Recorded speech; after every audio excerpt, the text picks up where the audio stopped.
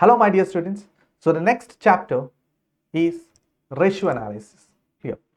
See, ratio analysis എന്ന് പറയുന്ന ചാപ്റ്ററിൽ നമ്മളോട് എക്സാമിന് ചോദിക്കുന്ന രീതി എന്താണെന്നുള്ളത് ആദ്യം നോക്കാം. See, എക്സാമിന് നമുക്ക് ഒരു സെറ്റ് ഓഫ് റേഷ്യോസ് തരും. ഓക്കെ, സോ ഒരു സെറ്റ് ഓഫ് റേഷ്യോസ് തന്നിട്ട് നമ്മളോട് ബാലൻസ് ഷീറ്റും അതേപോലെ പി ആൻഡ് എൽ അക്കൗണ്ടും പ്രിപ്പയർ ചെയ്യാൻ പറയും. Clear? So balance sheet prepare ചെയ്യണം, അതേപോലെ P and L account prepare ചെയ്യണം. ഷെഡ്യൂൾ 3 ഫോമാറ്റ് ചെയ്യണം എന്ന് നിർബന്ധമില്ല, ചെയ്യണ്ട. ഓക്കെ അല്ലേ? സോ നോർമൽ രീതിയിലുള്ള ബാലൻസ് ഷീറ്റ്, നോർമൽ രീതിയിലുള്ള പി ആൻഡ് എൽ അക്കൗണ്ട് എന്നുള്ള രീതിയിൽ വരച്ചാൽ മതി. ക്ലിയർ അല്ലേ? യെസ്, ഒരു സ്റ്റേറ്റ്മെന്റ് എന്ന രീതിയിലാണ് വരക്കേണ്ടത്. ക്ലിയർ? യെസ്. നൗ ശ്രദ്ധിക്കുക, ഇവിടെ ഒരു സെറ്റ് ഓഫ് റേഷ്യോസ് ആണ് നമുക്ക് തരാം.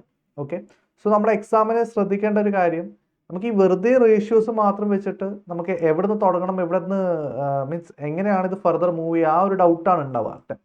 അപ്പോൾ നമ്മൾ എപ്പോഴും ചെയ്യേണ്ട കാര്യം എന്ന് പറഞ്ഞു കഴിഞ്ഞാൽ, ഓക്കെ, എമൗണ്ട് എന്തെങ്കിലും ഉണ്ടാവും നോക്കുക.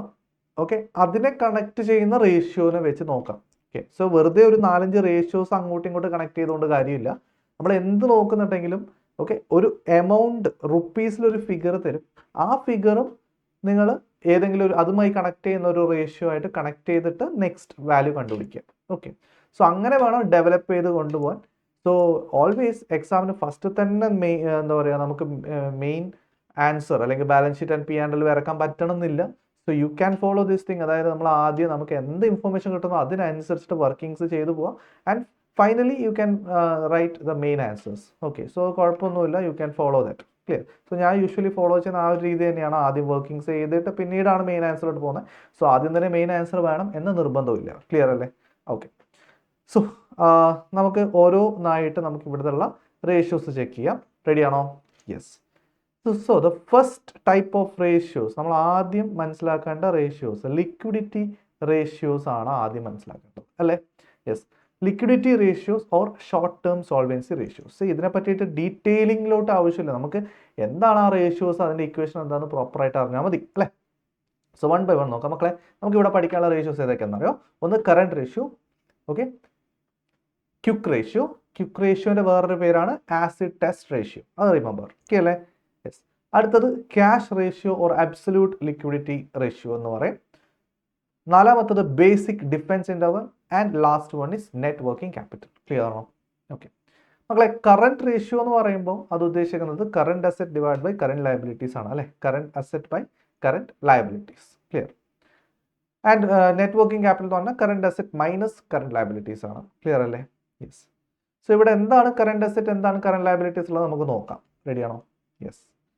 ഇനി ക്വിക്ക് റേഷ്യോ എന്ന് പറയുമ്പോൾ നമ്മൾ എടുക്കേണ്ടത് quick asset divide by current liabilities ആണ്. Okay, quick asset divide by current liabilities. കുറച്ചും കൂടി ഫാസ്റ്റ് ആയിട്ട് നമുക്ക് പൈസയിലോട്ട് ക്യാഷിലോട്ട് കൺവേർട്ട് ചെയ്യാൻ പറ്റുന്ന കാര്യങ്ങൾ എടുക്കുക. അതായത് നമുക്ക് സ്റ്റോക്കിനെ അങ്ങോട്ട് ഒഴിവാക്കുക എന്നുള്ളതാണ് പോയിന്റ്. അതായത് നമ്മൾ നോർമലി എടുക്കുന്ന കറണ്ട് അസറ്റിൽ നിന്നും ഇഫ് നത്തിങ് ഇസ് മെൻഷൻ, നമ്മൾ യൂഷ്വലി എടുക്കുന്ന എന്താ? Cash, debtors and inventories. ഇത് മൂന്നാണ് കറണ്ട് അസറ്റിൽ എടുക്കുക അല്ലേ? സോ അങ്ങനെ എടുക്കുമ്പോൾ ഈ ഇൻവെന്ററീസ് പോർഷനെ ഒഴിവാക്കുന്നതിനെയാണ് നമുക്ക് എന്ത് പറയാൻ പറ്റുക? ക്വിക്ക് അസറ്റ് എന്ന് പറയാൻ പറ്റും. ക്ലിയർ അല്ലേ? So quick asset divide by current liabilities ആണ് ക്വിക്ക് റേഷ്യോ വരിക. ഇനി ഈ ഡെറ്റേഴ്സിന്റെ പോർഷനും കൂടി ഒഴിവാക്കിയിട്ട് ക്യാഷ് മാത്രം, അല്ലെങ്കിൽ ക്യാഷ് ആൻഡ് ക്യാഷ് ഇക്വലൻസും മാർക്കറ്റബിൾ സെക്യൂരിറ്റീസ് എടുക്കുകയാണെങ്കിൽ നമുക്ക് we can say it is a cash ratio എന്ന് പറയാം. ക്ലിയർ അല്ലേ? യെസ്. സോ ഇക്വേഷൻസ് ഒന്നും കൂടി നോക്കാം മക്കളെ. സോ കറണ്ട് റേഷ്യോ എന്ന് പറയുമ്പോൾ current asset divide by current liabilities. Okay, so current അസറ്റിൽ എന്തൊക്കെ വരും? ഇൻവെന്ററി, സൺഡേ ഡെറ്റേഴ്സ്, ക്യാഷ്, പിന്നെ loans and advances, disposable investment, other current assets, അങ്ങനെയുള്ള എല്ലാ കറണ്ട് അസറ്റ്സ് എടുക്കും. കറണ്ട് ലയബിലിറ്റീസ് എന്ന് പറയുമ്പോൾ ക്രെഡിറ്റേഴ്സ്, ഷോർട്ട് ടേം ലോൺസ്, ഇവിടെ നമുക്ക് bank overdraft also include ആയിരുന്നു കറണ്ട് ലയബിലിറ്റീസ്, ക്യാഷ്, ക്രെഡിറ്റ്.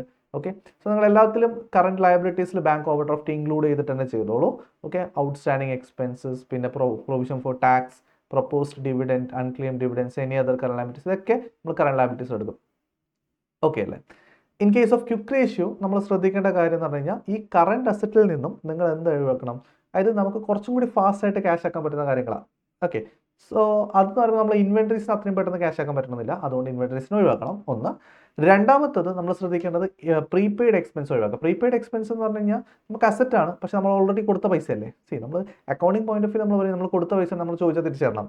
പക്ഷേ നമ്മളൊരു എക്സ്പെൻസ് മുമ്പേ അഡ്വാൻസ് ആയിട്ട് കൊടുത്താൽ അത് നമ്മൾ ചോദിക്കാൻ പോകുന്നില്ല അല്ലേ? സോ അത് ക്യാഷ് ആക്കി മാറ്റാൻ പറ്റില്ല, എക്സ്പെൻസ് മുമ്പേ കൊടുത്തതല്ലേ ഉള്ളൂ. ശരി. സോ അങ്ങനെ വരുമ്പോൾ നിങ്ങൾക്ക് പ്രീപെയ്ഡ് എക്സ്പെൻസ് ഓൾസോ റെഡ്യൂസ് ചെയ്യണം. സെറ്റാണോ? ഓക്കെ. സോ നോർമലി ഇൻവെൻട്രീസ് മാത്രം, ഇൻവെൻട്രീസും ക്യാഷും ഡെറ്റേഴ്സ് ഇത് മൂന്നേ ഉണ്ടാവാറുള്ളൂ. അപ്പോൾ അതിൽ ഇൻവെൻട്രീസിൻ്റെ പോർഷൻ ഒഴിവാക്കുക എന്നുള്ളതാണ്. ഇൻ കേസ് പ്രീപെയ്ഡ് എക്സ്പെൻസ് ഉണ്ടെങ്കിൽ അത് ഒഴിവാക്കുക. Clear? Yes. Next cash ratio. Cash ratio എന്ന് പറയുമ്പോൾ ഞാൻ പറഞ്ഞു cash and cash bank balances എടുക്കുക and marketable securities divide by current liabilities. That's all. Clear? Yes. അല്ലെങ്കിൽ നമുക്ക് പറയാം മാർക്കറ്റബിൾ സെക്യൂരിറ്റീസ് ആണ് കറന്റ് ഇൻവെസ്റ്റ്മെന്റ്സിനെയാണ് ഉദ്ദേശിക്കുന്നത് actually. Clear? Yes. Next is about net working capital. Net working capital എന്ന് പറയുമ്പോൾ current asset minus current liability ആണ്. അപ്പോൾ അതിൽ നമ്മൾ കറന്റ് ലയബിലിറ്റീസിൽ എടുക്കുമ്പോൾ നിങ്ങൾ ബ്രാക്കറ്റിൽ ഷോർട്ട് ടേം ബാങ്ക് ബോറിംഗ് എന്തെങ്കിലും, ഷോർട്ട് ടേം ബാങ്ക് ലോൺസ് എന്തെങ്കിലും ഉണ്ടെങ്കിൽ അത് ഒഴിവാക്കണം. Okay. So bank overdraft ഒഴിവാക്കണ്ട. So short term bank borrowings ഉണ്ടെങ്കിൽ അത് ഒഴിവാക്കാം. ഓക്കെ അല്ലേ? യെസ്. പിന്നെ നെക്സ്റ്റ് ഇപ്പോൾ യൂഷ്വലി നമുക്ക് എക്സാമിന് കറണ്ട് റേഷ്യോവും അതേപോലെ നെറ്റ് വർക്കിംഗ് ക്യാപിറ്റലും തന്നിട്ടുണ്ടെങ്കിൽ നിങ്ങൾക്ക് അത് രണ്ടും കണക്ട് ചെയ്യുന്നത് എപ്പോഴും നല്ലതായിരിക്കും. ക്ലിയർ ആണോ? ഓക്കെ.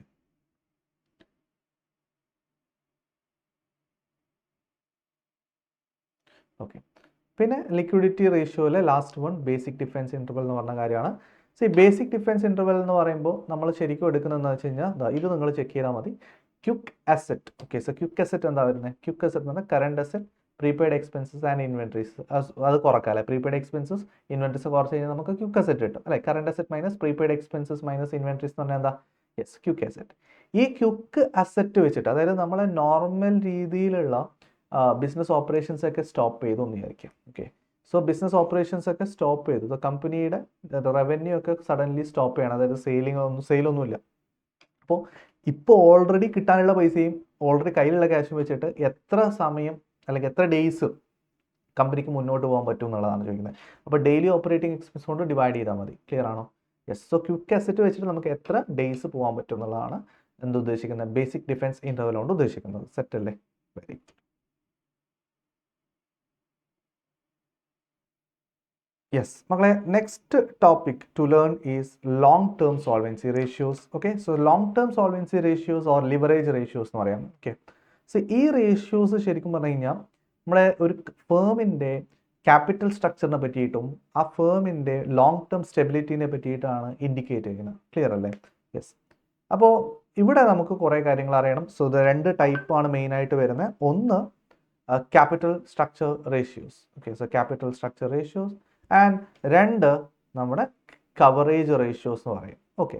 സോ ക്യാപിറ്റൽ സ്ട്രക്ചർ റേഷ്യോസിൽ മക്കളെ ശ്രദ്ധിക്കുക കേട്ടോ. സോ ഇവിടെ നിങ്ങൾ equity ratio, debt to equity ratio, debt to total assets ratio, capital gearing ratio and proprietary ratio, മറക്കാൻ സാധ്യതയുള്ള 1-2 റേഷ്യോസ് ഇവിടെ ഉണ്ട്. ഒന്ന് ക്യാപിറ്റൽ ഗിയറിംഗ് റേഷ്യോ ആൻഡ് രണ്ട് പ്രൊപ്രൈറ്ററി റേഷ്യോ. ഓക്കെ മക്കളെ നോക്കുക. സോ ഇക്വിറ്റി റേഷ്യോ എന്ന് പറഞ്ഞു കഴിഞ്ഞാൽ എന്താ? ഇക്വിറ്റി റേഷ്യോ എന്ന് പറയുമ്പോൾ നിങ്ങൾ എടുക്കേണ്ടത് യെസ് ഷെയർ ഹോൾഡേഴ്സിൻ്റെ equity divide by net asset ആണ്. Okay. Share holders equity divide by net asset. Okay. So share ഹോൾഡേഴ്സിൻ്റെ ഇക്വിറ്റി എന്നുകൊണ്ട് ഉദ്ദേശിക്കുന്നത് എന്താ? Equity share capital plus reserves and surplus. ഇത് രണ്ടാണ് ഉദ്ദേശിക്കുന്നത്. Equity share capital plus reserves and surplus. Clear അല്ലേ? Yes. And denominator ആയിട്ട് നിങ്ങൾ എടുക്കേണ്ടത് നെറ്റ് അസെറ്റ് ആണ്. ഓക്കെ. സോ നെറ്റ് അസെറ്റ് എന്ന് പറയുമ്പോൾ നമ്മൾക്ക് ഒന്നെങ്കിൽ ഇങ്ങനെ എടുക്കാം, എന്താ പറയുക, ഈ പറയുന്ന ക്യാപിറ്റൽ എംപ്ലോയിഡ് അല്ലേ? So capital employed means you can take equity share capital, preference, reserves, debt and long term funds ഒക്കെ എടുത്തിട്ട് നമ്മൾ ടോട്ടൽ എത്രയാണ് ക്യാപിറ്റൽ ഉള്ളത് അങ്ങനെ എടുക്കണം. ഓക്കെ. ഇത് ലയബിലിറ്റി റൂട്ട് ആണെങ്കിൽ. അല്ലെങ്കിൽ അസറ്റ് റൂട്ടിൽ നിന്ന് എടുക്കുകയാണെങ്കിൽ നിങ്ങൾ fixed assets plus current assets, അതായത് ടോട്ടൽ അസറ്റ് കിട്ടി, ടോട്ടൽ അസറ്റിന് കറണ്ട് ലയബിലിറ്റീസ് ഒഴിവാക്കാം. സോ ഏത് റൂട്ട് വേണമെങ്കിൽ എടുക്കാം. സോ അങ്ങനെയാണ് നെറ്റ് അസറ്റ് കണ്ടുപിടിക്കുക. ക്ലിയർ അല്ലേ? ഓക്കെ. അപ്പോൾ ആ നെറ്റ് അസറ്റിൽ നിന്നും ഇപ്പോൾ ഞാൻ എടുക്കുമ്പോൾ എങ്ങനെയാണ് ചെയ്യുന്നതെന്ന് വെച്ച് കഴിഞ്ഞാൽ ICAI ഫോളോ ചെയ്യുന്ന എല്ലാ ക്വസ്റ്റ്യൻസിലും ഫോളോ ചെയ്യുന്ന രീതി കണ്ടത് ഇങ്ങനെയാണ്. നെറ്റ് അസറ്റ്സ് ഇപ്പോൾ പറഞ്ഞ പോലെ എടുക്കും. Okay. Loans and debentures also include ചെയ്തിട്ടാണ് എടുക്കുക. ആൻഡ് ഈ ലോണും ഡിബെഞ്ചറൊക്കെ ഒഴിവാക്കി നമുക്ക് എന്താ വരുന്നത്? Equity share capital plus reserves and preference share capital. ഇത് വരുമ്പോഴാണ് പ്രൊപ്രൈറ്റേഴ്സ് ഫണ്ട് എന്നുള്ള രീതിയിൽ വരിക. ഓക്കെ. സോ ഈ പ്രൊപ്രൈറ്റേഴ്സ് ഫണ്ടിൽ നിന്നും നിങ്ങൾ എന്ത് ചെയ്യുക? പിന്നെ പ്രിഫറൻസിൻ്റെ ഒഴിവാക്കുക. That means equity share capital plus reserves. അത് രണ്ടെണ്ണം മാത്രമാണ് നമ്മൾ എപ്പോഴും നെറ്റ് വർത്തിൽ എടുക്കാറുള്ളത്. സോ ഓൾവേസ് ആ ഒരു രീതിയിലാണ് ICAIയുടെ എല്ലാ ക്വസ്റ്റ്യൻസും സോൾവ് ചെയ്തിട്ടുള്ളത്. സോ അത് തന്നെ ഫോളോ ചെയ്യുക. ഓക്കെ അല്ലേ? യെസ്. ഡെറ്റ് റേഷ്യോ നമ്മളിപ്പോൾ ഇക്വിറ്റി റേഷ്യോ കണ്ടുപിടിക്കുന്ന പോലെ തന്നെ ഡെറ്റ് റേഷ്യോ എന്ന് പറയുമ്പോൾ ടോട്ടൽ എത്രയാണ് ഡെറ്റ് ഉള്ളത് ഡിവൈഡഡ് ബൈ നെറ്റ് അസറ്റ്സ് എടുക്കുക. So depends on the question. Sometimes it may be long term debt, sometimes it may be the total ഡെപ്റ്റ്. ഓക്കെ. സോ അത് ക്വസ്റ്റ്യൻ നോക്കിയിട്ട് വേണം നിങ്ങൾ മനസ്സിലാക്കാൻ. ഓക്കെ. ആൻഡ് നെക്സ്റ്റ് വൺ നോക്ക്. സോ ഇതിൽ അതാ ഡെറ്റ് ടോട്ടൽ ഡെപ്റ്റ് എന്ന് പറയുമ്പോൾ ഇവിടെ മേജറായിട്ട് എന്താ ഷോർട്ട് ആൻഡ് ലോങ് ടേം ലോൺസും ഇൻക്ലൂഡ് ചെയ്യുന്നുണ്ട് എന്നുള്ള ഇവർ കാര്യം പറയുന്നുണ്ട് അല്ലേ.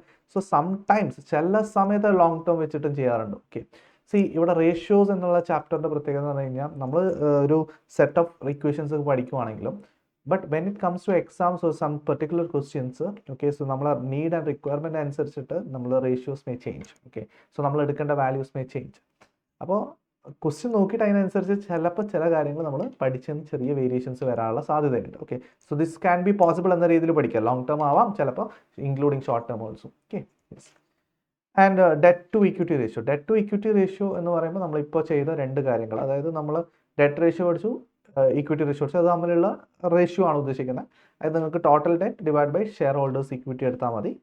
And next is debt to total assets. Debt to total assets അതിപ്പോൾ നമ്മൾ പറഞ്ഞ പോലെ തന്നെ ടോട്ടൽ ഡെപ്റ്റ് എടുക്കുക ഡിവൈഡ് ബൈ ടോട്ടൽ അസെറ്റ്സ് എടുക്കുക. And capital gearing ratio, this is very important one. Capital gearing ratio എന്ന് പറഞ്ഞു കഴിഞ്ഞാൽ, ഓക്കെ, നമ്മൾ എന്താ ശരിക്കും വെച്ചാൽ ഫിക്സ്ഡ് ആയിട്ടുള്ള റിട്ടേൺസ് കൊടുക്കേണ്ടി വരുന്ന preference, debenture, other borrowed funds ഉണ്ടല്ലോ. യെസ്, സോ അത് വേണം നിങ്ങൾ ന്യൂമറേറ്റർ ആയിട്ട് എടുക്കാൻ. ഓക്കെ, ഡിവൈഡഡ് ബൈ നമ്മളെ share holders equity net worth എന്ന് പറയാം. Okay, so that is share holders equity plus reserves and surplus എടുക്കുക. സോ ഇവിടെ ക്ലിയർ ആയിട്ട് ഇവർ പറയുന്നത് ഇക്വിറ്റിയുടെ ഫണ്ട്സ് ഓർ നെറ്റ് വർത്ത് എന്ന രീതിയിലാണ് എടുത്തിട്ടുള്ളത് ഡിനോമിനേറ്റർ ആയിട്ട്. ഓക്കെ, സി പ്രൊപ്രൈറ്ററി റേഷ്യോ എന്ന് പറയുമ്പോൾ proprietary fund by total assets. Very very very important point. ഇവിടെ ടോട്ടൽ അസറ്റ് എടുക്കുന്നത് മക്കളെ ശ്രദ്ധിച്ചേക്കാം. ഇവിടെ നിങ്ങൾ debt equity ratio and debt ratio എടുക്കുമ്പോൾ നമ്മൾ നെറ്റ് അസറ്റ് എടുത്തു. ഓക്കെ, നെറ്റ് അസറ്റ് എടുത്തു. പക്ഷേ when it comes to proprietary ratio അത് ടോട്ടൽ അസറ്റ് എടുക്കുന്നത്. ക്ലിയർ ആണോ? യെസ്. അപ്പോൾ ടോട്ടൽ അസറ്റ് എടുക്കും. സോ പ്രൊപ്രൈറ്ററി ഫണ്ട് എന്ന് പറയുമ്പോൾ അതിൽ എന്ത് ഇൻക്ലൂഡ് ചെയ്യണം? Equity, share capital, reserves and preference അല്ലേ. സോ എല്ലാത്തിനും ടോട്ടൽ അസറ്റിൽ നിന്ന് നിങ്ങൾ എടുക്കുമ്പോൾ നിങ്ങൾ ആ പറഞ്ഞ ഇപ്പോൾ debit balances of P&L account ഉണ്ടെങ്കിൽ, ലോസസ് ഒക്കെ ഉണ്ടെങ്കിൽ അതൊന്നും എടുക്കരുത്. ഫിക്റ്റീഷ്യസ് അസറ്റ് എന്തെങ്കിലും അതൊന്നും എടുക്കരുത്. ബാക്കിയുള്ള കാര്യങ്ങൾ മാത്രം എടുക്കാം. ഓക്കെ അല്ലേ? Done. Next is about coverage ratios. ഈ കവറേജ് റേഷ്യോസ് എന്ന് പറയുമ്പോൾ this is used to measure the firm's ability to service the fixed liabilities. Fixed ആയിട്ടുള്ള ലയബിലിറ്റീസ് സെർവ് ചെയ്യാനുള്ള കപ്പാസിറ്റീസ് ഉണ്ടോ എന്നുള്ളതാണ് പറയുന്നത്. സോ അതിൽ നമ്മൾ യൂഷ്വലി ആർട്ടിക്കിൾഷിപ്പിൻ്റെ സമയത്താണെങ്കിലും പ്രൊജക്ട് റിപ്പോർട്ട്സ് ഒക്കെ പ്രിപ്പയർ ചെയ്യുമ്പോൾ മോസ്റ്റ്ലി യൂസ് ചെയ്യുന്ന ഒരു റേഷ്യോ ആണ് debt service coverage ratio. Okay, so debt service coverage ratio എന്ന് പറയുമ്പോൾ നമ്മൾ നോക്കുന്നത് first thing is earnings available for debt services. അതായത് നമുക്ക് നമ്മുടെ കയ്യിൽ അതിനനുസരിച്ചിട്ടുള്ള ക്യാഷ് ഉണ്ടോ എന്നുള്ളതാണ് നോക്കാം. അതായത് ഇൻട്രസ്റ്റും ഇൻസ്റ്റാൾമെൻറ്റും, മനസ്സിലായോ? ഇൻട്രസ്റ്റ് ഉണ്ട് പ്ലസ് ദ പ്രിൻസിപ്പൽ റീപേയ്മെൻ്റ് ഉണ്ടല്ലോ. സോ ഇത് രണ്ടും കൂടി കൊടുക്കാനുള്ള എത്ര മടങ്ങ് കപ്പാസിറ്റീസ് ഉണ്ട്, എത്ര മടങ്ങ് ക്യാഷ് എൻ്റെ കയ്യിലുണ്ട് എന്നുള്ളതാണ് ഉദ്ദേശിക്കുന്നത്. So we have to take ന്യൂമറേറ്ററിൽ എന്താ എടുക്കണം? Earnings available for debt services divide by interest plus instalment എടുക്കുക. Interest plus instalment, very very important point. Interest plus instalments in case of debt service coverage ratio. Okay, so മക്കളെ ഇവിടെ എങ്ങനെയാണ് നമ്മൾ earnings available for debt service കാണിക്കുക? So അതായത് നിങ്ങൾ normally earnings after tax കാണാം. Okay, so earnings after tax കണ്ടിട്ട് നിങ്ങൾ non cash items like depreciation, amortisation, പിന്നെ അതേപോലെ ഇൻട്രസ്റ്റ് ആഡ് ബാക്ക് ചെയ്യുക. എന്തായാലും ഇൻട്രസ്റ്റ് എന്തായാലും ആഡ് ബാക്ക് ചെയ്യണം. ഓക്കെ, പിന്നെ loss on sale of fixed asset എന്തെങ്കിലും ഉണ്ടെങ്കിൽ അത് ആഡ് ബാക്ക് ചെയ്യും. സോ നോർമൽ നമ്മൾ ആഡ് ബാക്ക് ചെയ്യുന്ന പോലെ ഡിപ്രിസിയേഷൻ ആഡ് ബാക്ക് ചെയ്യുക, loss on fixed asset add ചെയ്യുക, പിന്നെ ഇൻട്രസ്റ്റും കൂടി കവർ ചെയ്യുന്ന കാര്യം ആയതുകൊണ്ട് ഇൻട്രസ്റ്റ് മുമ്പേ ഉള്ളത് എടുക്കാം. Okay, so add interest also. Okay, next one C ഇപ്പോൾ ഇവിടെ നോർമലി പറയുന്നത് debt service coverage ratio 1.5 to 2 ആണ് normally satisfactory. C current ratio 2 ആണ് ഐഡിയൽ വൺ. പിന്നെ നമ്മൾ ക്വിക്ക് റേഷ്യോ 1:1 എന്നുള്ള രീതിയിലാണ് വരുന്നത്. അതും ഒന്ന് ഓർത്ത് വെക്കുക കേട്ടോ. ഓക്കെ, ഇനി അടുത്തത് interest coverage ratio, preference dividend coverage ratio and also equity dividend coverage ratio ഉണ്ട്. സോ ഇതിലൊന്നുമില്ല, നിങ്ങൾ ആ ഒരു സ്റ്റേറ്റ്മെൻറ്റ് വരക്കുന്ന സമയത്ത് സ്റ്റേറ്റ്മെൻറ്റിൽ നമുക്കിപ്പോൾ ഓൾറെഡി നമുക്കറിയാം എന്താണ്. See first will write yes EBIT എടുക്കും. സോ EBITയിൽ നിന്ന് നമ്മൾ എന്ത് കുറക്കും? ഇൻട്രസ്റ്റ് കുറക്കുന്നു. Then will get EBT. പിന്നെ ടാക്സ് കുറച്ചിട്ട് വി ആർ ഗെറ്റിംഗ് EAT. പിന്നെ പ്രിഫറൻസ് ഡിവിഡൻഡ് കുറച്ചു EAESH. And then we are paying the dividend, right, equity dividend. അപ്പോൾ നമ്മൾ എന്തെന്ന് വെച്ച് കഴിഞ്ഞാൽ ഈ ഇൻട്രസ്റ്റ് പേയ്മെൻറ്റിന് ജസ്റ്റ് മുമ്പുള്ള EBIT അത് എത്ര മടങ്ങാണെന്നുള്ളത് അറിഞ്ഞാൽ മതി. Okay, so that's all. EBIT divided by interest. EBIT divide by interest എടുത്തു കഴിഞ്ഞാൽ നമുക്ക് ഇൻട്രസ്റ്റ് കവറേജ് റേഷ്യോ കിട്ടും. EAT divide by preference dividend എടുക്കുന്നതെങ്കിൽ പ്രിഫറൻസ് ഡിവിഡൻഡ് കവറേജ് റേഷ്യോ കിട്ടും. And EAESH divide by equity dividend ആണെങ്കിൽ നിങ്ങൾക്ക് എന്ത് കിട്ടും? ഇക്വിറ്റി ഡിവിഡൻഡ് കവറേജ് റേഷ്യോ കിട്ടും. സെറ്റ് അല്ലേ? Okay, and last one is about fixed charges coverage ratio. So അതിൻ്റെ change എന്ന് പറഞ്ഞു കഴിഞ്ഞാൽ നിങ്ങൾ EBIT plus depreciation divide by interest plus repayment of loan എന്നുള്ള രീതിയിൽ എടുത്താൽ മതി. ഓക്കെ, സോ നോർമലി അങ്ങനെ എടുത്താൽ മതി. EBIT plus depreciation divided by interest plus the repayment of loan. Okay, so almost similar to DSCR. Okay, ഇനി മക്കളെ ഇവിടെ നോക്കുക. EBIT PBIT അങ്ങനെ മാറി മാറി യൂസ് ചെയ്യാറുണ്ട്. ഏർണിങ്സ് എടുക്കാം, ചിലപ്പോൾ പ്രോഫിറ്റ് എന്ന് എടുക്കാം. EAT PAT EBT PBT അതൊക്കെ മാറി മാറി എടുത്തുള്ളത് പ്രശ്നമൊന്നുമില്ല കേട്ടോ. ഓക്കെ, പിന്നെ ratios shall be calculated based on the requirement and availability of the information and may deviate from the original formula if required assumption should be given. So sometimes നമ്മൾ assumptions കൊടുക്കേണ്ടി വരും. Okay, yes. Numerator should be taken in correspondence with the denominator and vice versa. That means something, if you are taking numerator after tax എടുക്കണമെങ്കിൽ denominator also after tax എടുക്കാം. So എന്തായാലും ന്യൂമറേറ്ററിന് corresponding ആയിട്ടുള്ള denominator check ചെയ്തിട്ട് വേണം പോകാൻ. Clear അല്ലേ മക്കളെ? ഇനി അടുത്ത മൂന്നാമത്തെ ഒരു ടൈപ്പ് ഓഫ് റേഷ്യോസ് ആണ് നമ്മൾ പഠിക്കുന്നത്. Activity ratios or efficiency ratios, performance ratios, turn over ratios. Okay അല്ലേ? യെസ്. സോ ഇതിൽ ശരിക്കും നമുക്ക് ഈ ടൈപ്പ് ഓഫ് റേഷ്യോസ് എന്താണെന്ന് പറഞ്ഞു കഴിഞ്ഞാൽ ഇപ്പോൾ ഇവൻ MCQയിൽ ചോദിക്കാം. So the ratios which are employed to evaluate the efficiency with which the firm manages and utilizes its assets. Okay, so ഫേമിൻ്റെ അസറ്റിനെ അത് എത്രത്തോളം എഫിഷ്യൻ്റ് ആയിട്ട് യൂസ് ചെയ്യുന്നുള്ളതാണ് ഉദ്ദേശിക്കുന്നത്. സോ അതുകൊണ്ട് തന്നെ ഈ റേഷ്യോസ് നമുക്ക് അസറ്റ് മാനേജ്മെൻറ്റ് റേഷ്യോസ് എന്ന് പറയാം. സോ അസറ്റ് മാനേജ്മെൻറ്റ് റേഷ്യോസ് എന്തൊക്കെയാണ്? ഈ പറഞ്ഞ ആക്ടിവിറ്റി റേഷ്യോ അല്ലെങ്കിൽ turnover ratio, performance ratio, efficiency ratio ഇതൊക്കെയാണ് ഉദ്ദേശിക്കുന്നത് കേട്ടോ.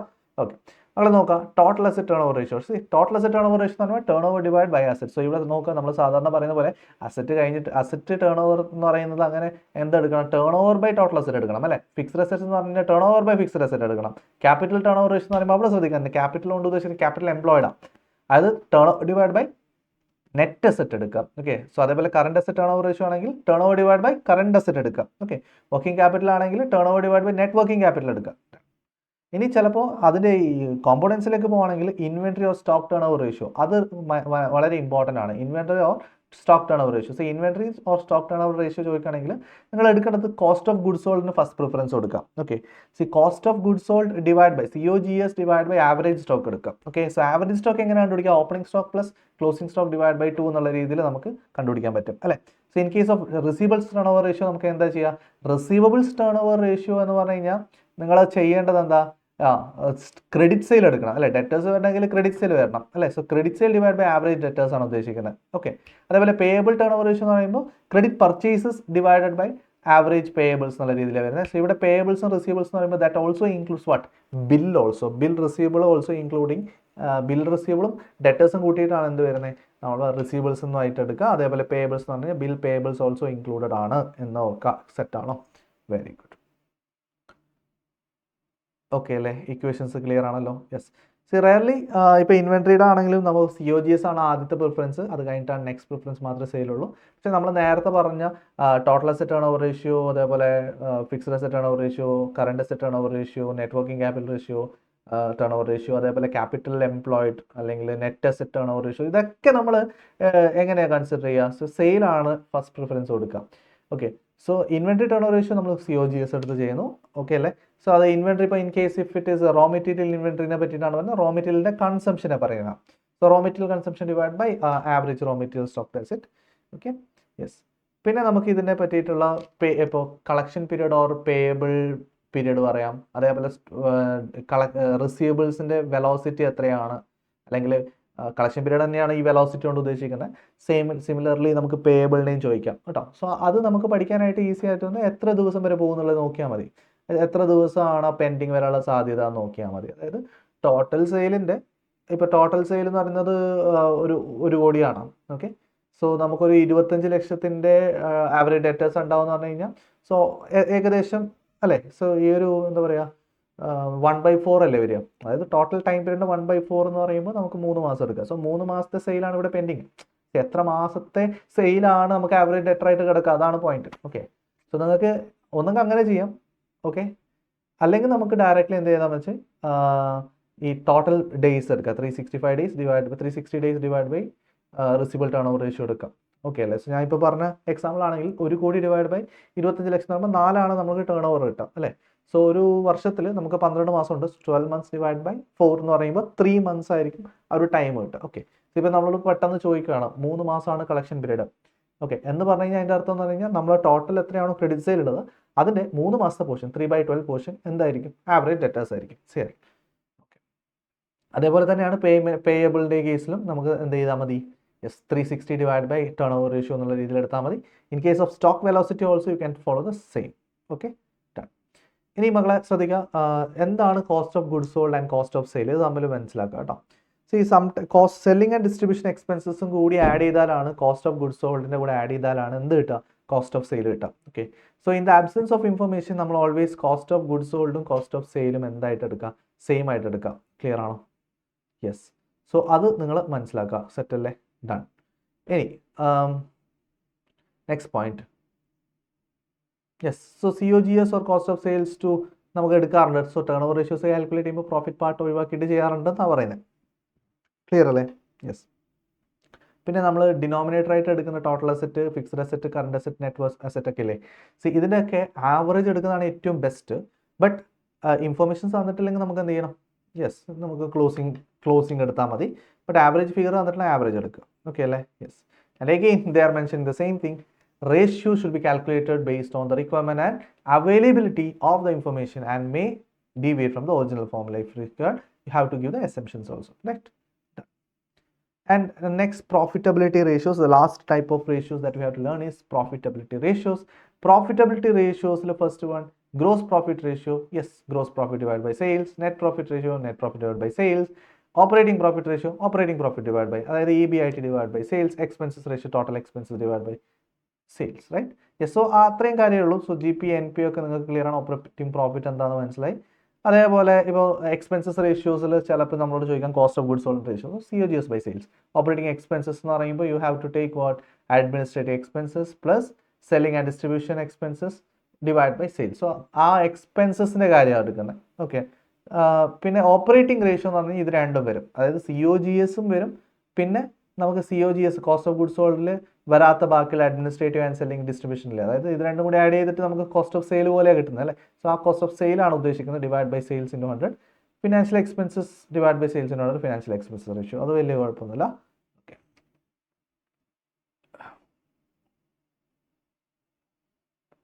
ഇനി അടുത്തത് നമുക്ക് പറയാനുള്ളത് profitability ratios related to the return on assets or investment. Okay.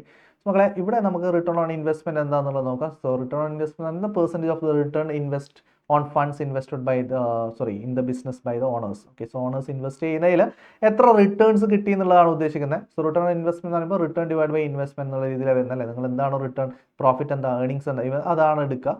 So നമുക്ക് റിട്ടേൺ ഓൺ അസെറ്റ് വരാം. റിട്ടേൺ ഓൺ അസെറ്റ് ആണെങ്കിൽ നമ്മൾ യൂഷ്വലി എടുക്കുന്നത് earnings after taxes. Okay. So earnings after tax divide by total asset എന്ന് എടുക്കുക. So അപ്പോൾ നമ്മൾ ശ്രദ്ധിക്കേണ്ട കാര്യം, റിട്ടേൺ ഓൺ അസെറ്റ് എടുക്കുമ്പോൾ നിങ്ങൾക്ക് എന്ത് ചെയ്യാന്ന് വെച്ച് കഴിഞ്ഞാൽ, ഒന്നെങ്കിൽ ബിഫോർ ടാക്സ് ആണെങ്കിൽ EBIT divide by total asset എടുക്കാം. ഓക്കെ.